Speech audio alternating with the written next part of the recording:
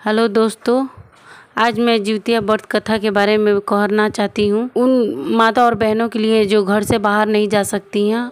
चलिए इस वीडियो को शुरू करती हूँ।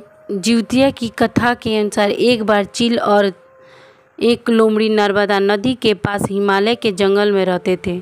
दोनों कुछ महिलाओं को पूजा करते और उपासना करते देखा, खुद भी इसे करने की कामना की। उपासना के दौरान लोमड़ी को बहुत भूख लग गई।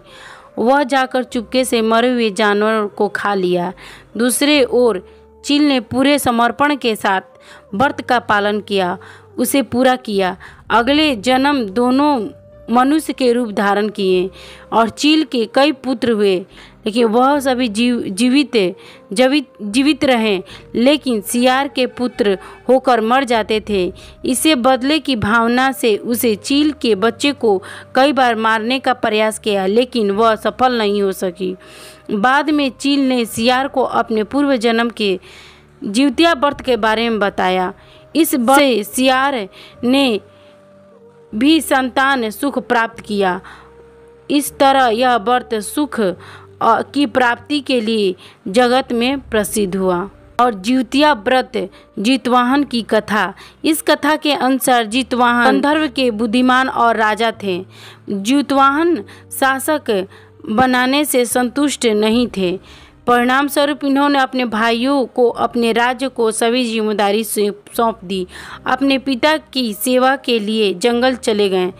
एक दिन जंगल में भटकते हुए एक बुढ़िया विलाप करते हुए मिली।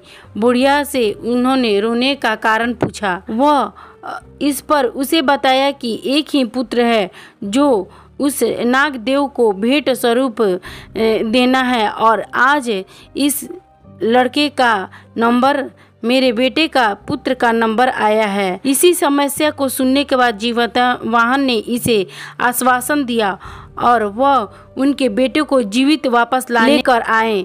वह खुद गरुड़ के चाल बनने के विचार में चट्टान पर लेट गए। तब गरुड़ आता है और इन्हें उंगलियों से लाल कपड़े हटाते हुए देख जितवाहन को पकड़कर चट्टान पर चढ़ा जाता है। इसे हैरान होते हुए इन्हें पकड़ा वह कोई प्रक्रिया क्यों नहीं दे रहा है।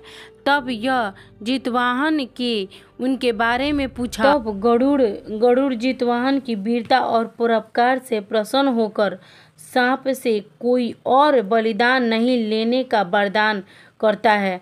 मान्यता है कि तभी से ही संतान की लंबी उम्र और कल्याण के लिए जिउतिया व्रत किया जाता है।